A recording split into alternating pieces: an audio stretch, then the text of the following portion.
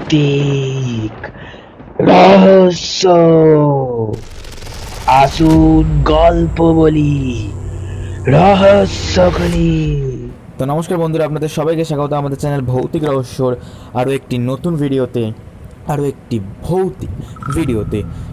তো এটা আমাদের ভৌতিক রহস্যর গল্প ঘটনার 58তম এপিসোড নাম্বার 58। তো প্রত্যেকটা এপিসোডের মতো এই এপিসোডটা হতে চলেছে খুবই ভয়ঙ্কর এবং খুবই অন্যরকম একটি এপিসোড, কারণ আজকের এপিসোডে যে ঘটনাটি থাকছে সেই ঘটনাটি রীতিমতো আপনাদেরকে ভয় পাওয়াবে। তার জন্য অনুরোধ যে পুরো ঘটনাটি শুনবেন এবং পুরো ঘটনাটি শোনার পর যদি ভালো লাগে তাহলে অবশ্যই ভিডিওটিকে লাইক করে দেবেন এবং চ্যানেলটিকে সাবস্ক্রাইব করে দেবেন। আর খুব শীঘ্রই আমরা কমপ্লিট করতে চলেছি 2K সাবস্ক্রাইবার, তাই যারা যারা এখনও সাবস্ক্রাইব করেননি তারা ঘটনাটা শোনার পর অবশ্যই সাবস্ক্রাইব করে দেবেন আর সাবস্ক্রাইব করে বেল নোটিফিকেশানটিকে অন করে দেবেন, যাতে আমাদের প্রত্যেকটা ভিডিও নোটিফিকেশান সব থেকে প্রথমে আপনারা পেতে পারেন। তো বেশি কথা বলে আপনাদের সময় নষ্ট করব না, শুরু করব আজকের ঘটনা। তো আজকে যে ঘটনাটি এসেছে সেই ঘটনাটি আমাদেরকে পাঠিয়েছে শ্রীরামপুর থেকে দিশা কর্মকার। দিশা কর্মকারকে অনেক অনেক ধন্যবাদ এই ঘটনাটি পাঠানোর জন্য। তো নিজেই ঘটনাটি লেখার আগে দিশা কর্মকার কিছু লিখেছেন, সেটা আমরা একবার পড়ে নেব। দিশা কর্মকার লিখছে, আজকে আমি ভৌতিক রহস্যকে যে ঘটনাটি লিখছি সেই ঘটনাটি আমার সাথে ঘটে গত মাসে আমার কলেজে একটি অ্যানুয়াল প্রোগ্রামে আমার সাথে এই ঘটনাটি ঘটে এবং আমার আজ 1 মাস পরে এই ঘটনাটি পরিষ্কার মনে আছে। তো আছেই, তার থেকেও বড় কথা হলো যে এখন এই ঘটনাটির কথা ভাবলেই আমার গা ছমছম করে ওঠে। কিন্তু আমি এখন অবধি কাউকে এই ঘটনাটি বলিনি, আমি প্রথম এই ঘটনাটি ভৌতিক রহস্যকে লিখছি। তো দিশা যিনি আমাদের ঘটনাটি লিখেছে তিনি এই ঘটনা আমার এটা লিখে নিতে ঘটনাটি লিখেছে। তো বেশি কথা না বলে শুরু করব তার ঘটনা। তো তিনি লিখছেন, আজ থেকে 1 মাস আগের কথা, আমাদের কলেজের অ্যানুয়াল প্রোগ্রাম বলতে প্রত্যেক মাসে প্রত্যেক বছর, ক্ষমা করবেন বলতে বলতে যদি কিছু ভুল হয়, যাই হোক প্রত্যেক বছর এই মাস করেই আমাদের কলেজে অ্যানুয়াল প্রোগ্রাম হয়। এবছরও তাই হলো। প্রায় 3-4 দিন ধরে আমরা কলেজে বন্ধুরা মিলে সব সাজানো গোজানো করছিলাম শুধুমাত্র এই দিনটার অপেক্ষায়। অবশেষে দিনটা চলে এলো। দিনটা পড়েছিল বৃহস্পতিবার, কিন্তু অ্যানুয়াল প্রোগ্রামের যে আনন্দ সে পুরোটা মাটি হয়ে যায় বিকেল থেকে, কারণ বিকেল থেকে শুরু হয় অঝোরধারায় বৃষ্টি। সুতরাং অ্যানুয়াল প্রোগ্রামের যা যা প্ল্যান করা হয়েছিল তার 50% শেষ হয়ে যায়। কিন্তু তাও আমরা বন্ধু বান্ধবীরা এবং কলেজের স্যারে মিসেরা সবাই মিলে ঠিক করি যে যাই হয়ে যাক আমরা এই প্রোগ্রামটাকে বন্ধ হতে দেব না। তাই আমরা নিজেদের মধ্যে ছোট্ট করেই প্রোগ্রামটাকে শুরু করি।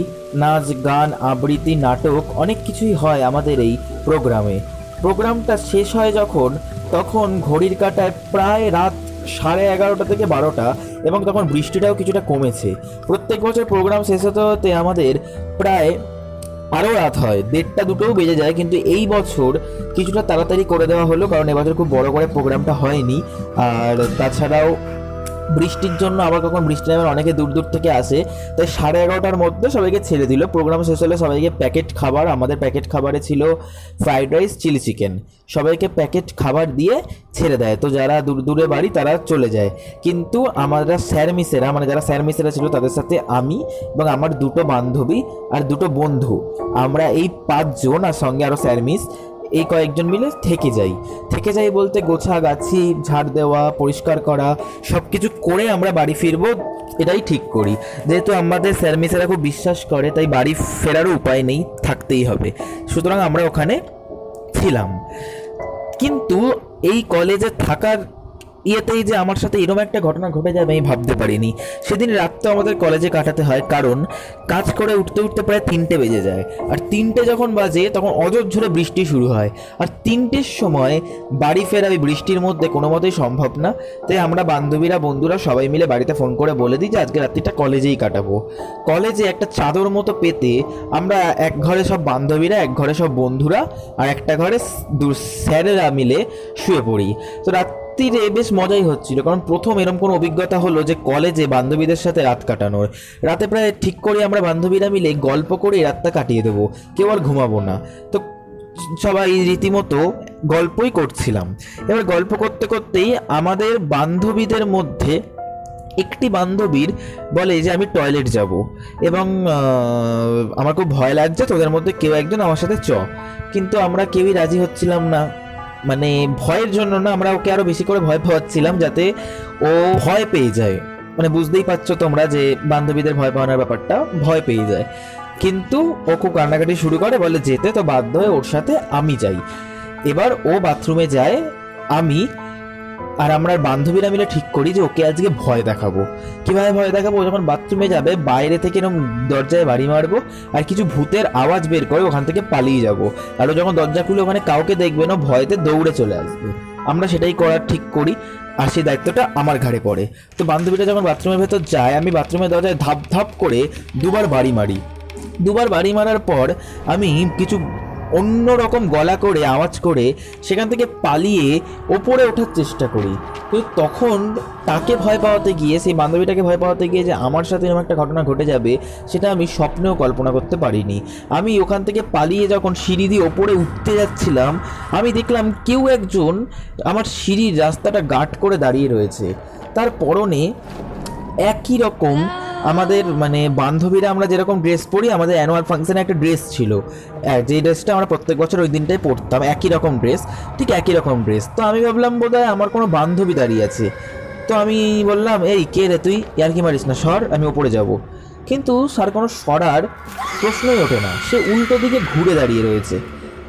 তারপরে আমার সাথে এমন একটা ঘটনা ঘটলো যেটা আমি বলে বিবেচনা করতে পারবো না, বলে বিশ্লেষণ করতে পারবো না।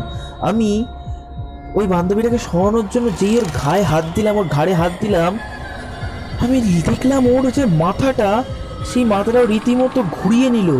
হ্যাঁ ঠিক, মাথাটাকে পুরো গোল করে ঘুরিয়ে নিল। কোনো মানুষের পক্ষে তো এরকম করা সম্ভব না।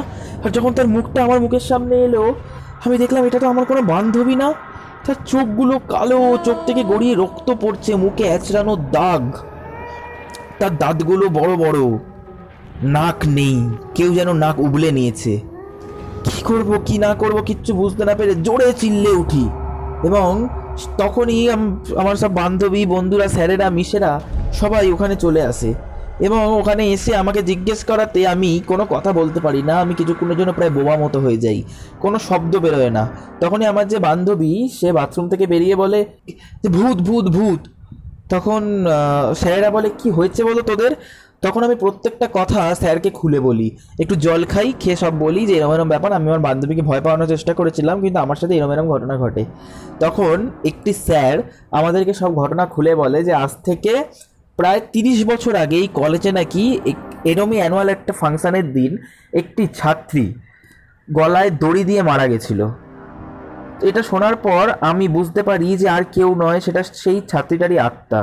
তো তারপর আস্তে আস্তে সকাল হয় এবং সকালে আমি বাড়ি ফিরে মাকেও সব বলি, কিন্তু মারা কেউ বিশ্বাস করে না। সুতরাং আমি ভৌতিক রহস্য এই কথাটি তার জন্যই লিখলাম যে আমার বিশ্বাস, আর কেউ বিশ্বাস করুক না করুক, ভৌতিক রহস্য এই ঘটনাটি বিশ্বাস করবে এবং নিজের চ্যানেলে তুলে ধরবে। ইতি দিশা।